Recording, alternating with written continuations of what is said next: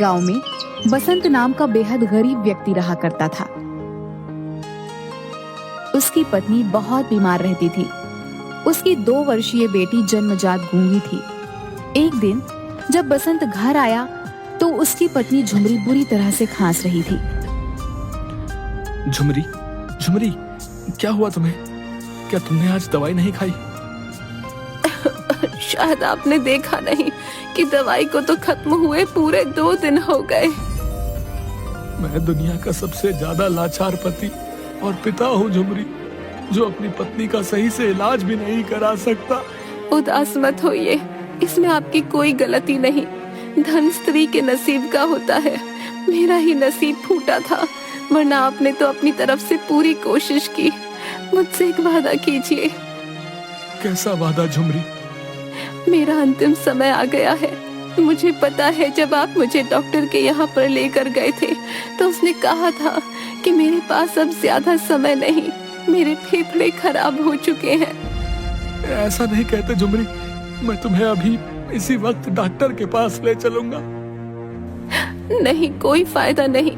मुझसे एक वादा कीजिए, मेरे जाने के बाद आप मेरी बेटी को कभी भी उसकी माँ की कमी महसूस नहीं होने देंगे, उसे कभी नहीं डांटेंगे।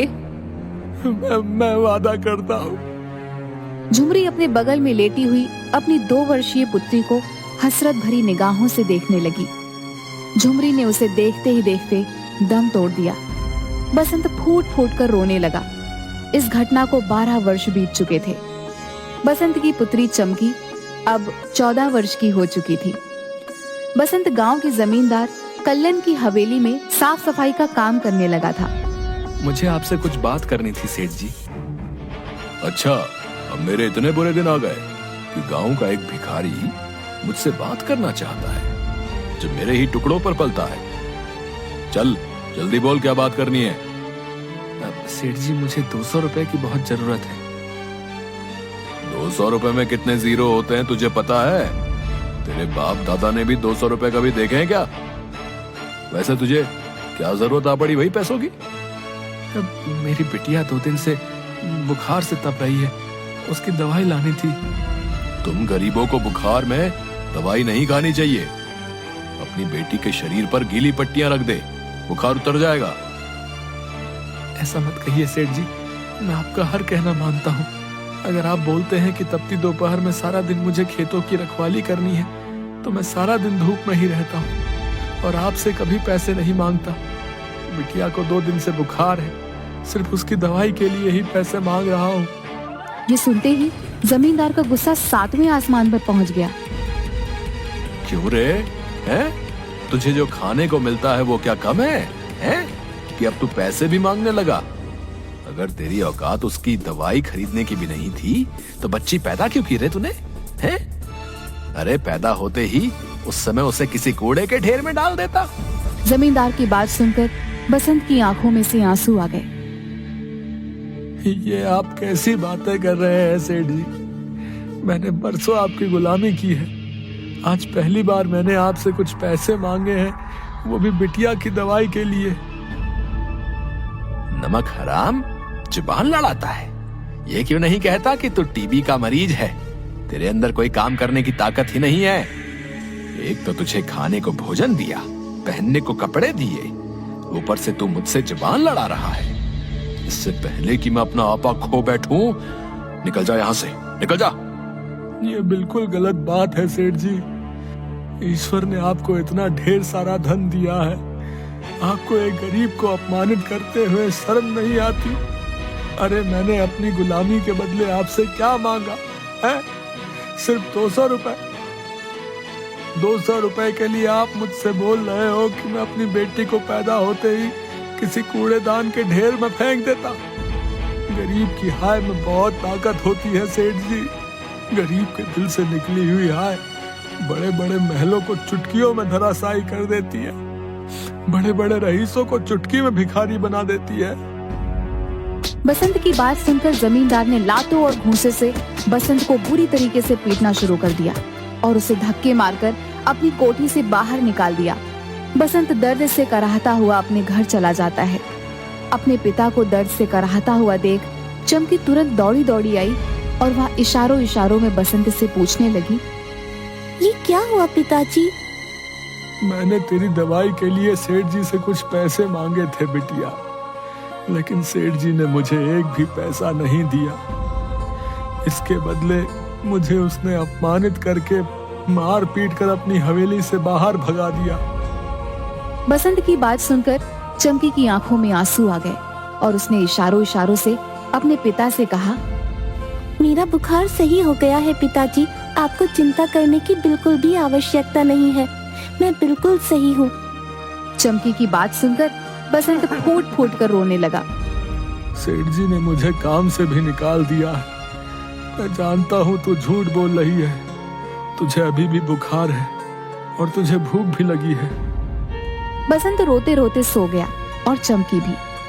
सुबह चमकी ने अपने पिता को बहुत उठाया, मगर बसंत नहीं उठा।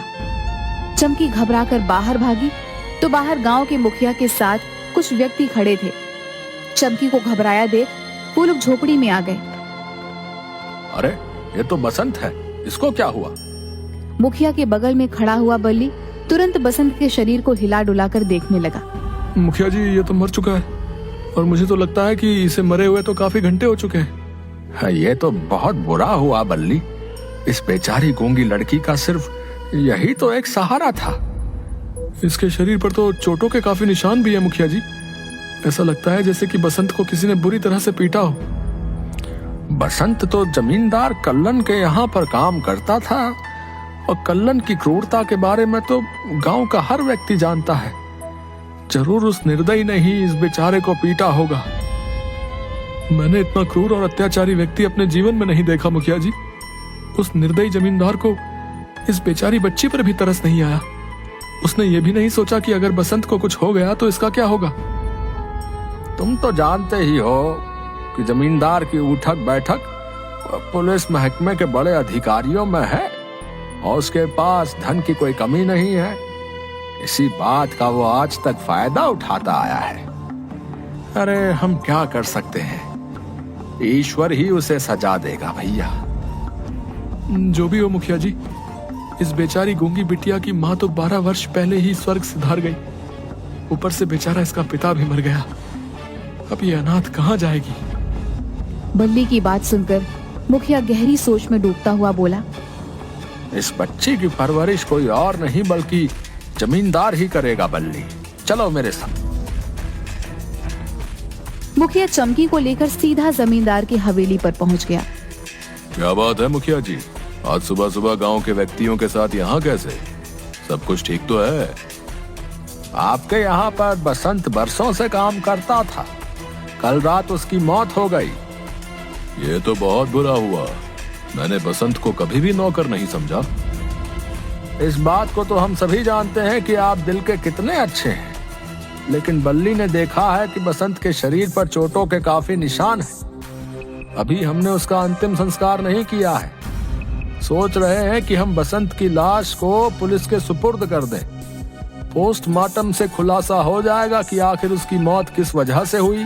ये सुनकर जमींदार घबरा गया, क्योंकि वह जानता था कि उसने बसंत को कितनी बुरी तरीके से पीटा था। अरे नहीं नहीं मुखिया जी, पुलिस के पास जाकर क्या करेंगे आप? बसंत का अंतिम संस्कार मैं करूंगा। और जहां तक सवाल उसकी बिटिया चमकी का है, तो आज से उसकी परवरिश मैं करूंगा। उसे कभी भी उसके पिता की कमी महसूस नहीं होने दूंगा। जमींदार की बात सुनकर मुखिया व्यंगात्मक हंसी हंसते हुए बोला, मुझे आपसे यही उम्मीद थी। हम हर महीने चमकी बिटिया का हालचाल लेने आते रहेंगे। इतना कहकर मुखिया चमकी को छोड़कर वहां से चला गया। चमकी अच्छी तरह से जानती थी कि जमींदार झूठ बोल रहा था। क्या जरूरत थी उस मुखिया के सामने अपनी बड़ाई पेश करने की? बसंत हमारे लिए क्या कम मुसीबत था कि एक और मुसीबत इस गूंगी को हमारे सर पर छोड़ गया। तुम्हारा दिमाग तो ठीक है अनीता। अगर मुखिया को जरा सा भी शक हो जाता कि बसंत को मैंने बुरी तरह से पीटा था, तो वह बसंत की लाश को पुलिस के हवाले कर देता। अगर बसंत का पोस्टमार्टम हो जाता तो हम सब की इज्जत मिट्टी में मिल जाती और सब जेल की चक्की पीस रहे होते। जरा दिमाग से भी काम लिया करो। वो सब तो ठीक है, लेकिन अब इस गूंगी का क्या करना है? अरे हमारी हवेली में 100 काम होते हैं। ये भी बसंत की तरह हमारी हवेली में गुलामी ही करेगी। एक तीर से दो निशाने करने का शौक आपका नहीं गया? मैं तुम्हारी बात का मतलब नहीं समझा। अरे सीधी सी बात है, गांव वालों की नजर में आप इस बच्ची की परवरिश कर रहे हैं, मगर हमें तो बैठे बिठाए बसंत के मरने के बाद एक नई गुलाम मिल गई, वो भी ऐसी गुलाम जो बोल ही नहीं सकती। कुछ दिन बाद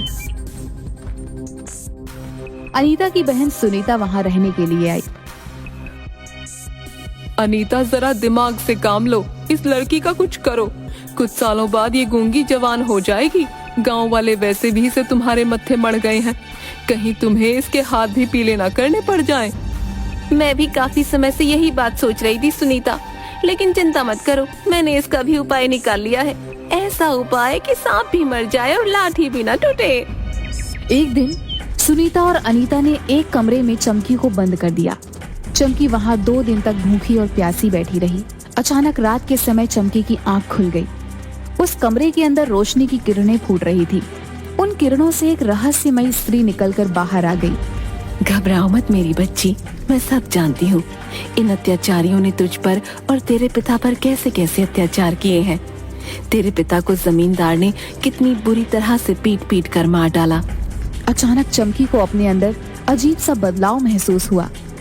चमकी, अब तुम गूंगी नहीं रही, अब तुम बोल सकती हो। ये कैसे हो सकता है? मैं तो जन्मजात गूंगी हूँ, मैं कैसे बोल सकती हूँ? और आप कौन हो? कुछ समय बाद तुम्हें सब पता चल जाएगा। मुझे ये भी पता है कि इन सब निर्दयी लोगों ने तुम्हें 2 दिन से भूखा रखा है। हाँ, इन लोगों ने 2 दिन से कुछ भी खाने को नहीं दिया। उस रहस्यमयी स्त्री ने अपना जादू से चमकी के सब मनपसंद व्यंजन चमकी के सामने रख दिए। चमकी ने पेट भरकर खाना खाया। कुछ देर बाद सुबह हो गई। चलो जरा चलकर देखते हैं। हाँ, मुझे पूरा विश्वास है कि अब तक तो वो नास पीटी गूंगी बहरी मर गई होगी। अनीता और सुनीता ने जैसे ही कमरे के दरवाजे को खोला तो उन्होंने देखा कि चमकी नए कपड़े पहने हुए कुर्सी पर आराम से बैठी हुई केला खा रही थी। अरे अनीता, हम लोग तो समझ रहे थे कि ये मर गई होगी, मगर ये तो आराम से बैठ के केला खा रही है। वो सब तो सही है सुनीता, लेकिन इसके पास ये केला कहाँ से आया? ये कमरा तो बरसों से बंद पड़ा है। ए लड़की, सीधी तरह से बता दे, तुझे केला किसने दिया? हमने तो इस कमरे के बाहर ताला लगा दिया था। कौन आया था हमारे पीछे? ये क्या बोल रही हो सुनीता? ये तो गूंगी और बहरी है, ये क्या बताएगी? अरे इशारों से तो बता सकती है ना। इसे एक जादुई स्त्री ने मुझे दिया है। चमकी को बोलता देख अनीता और सुनीता को चक्कर आ गए।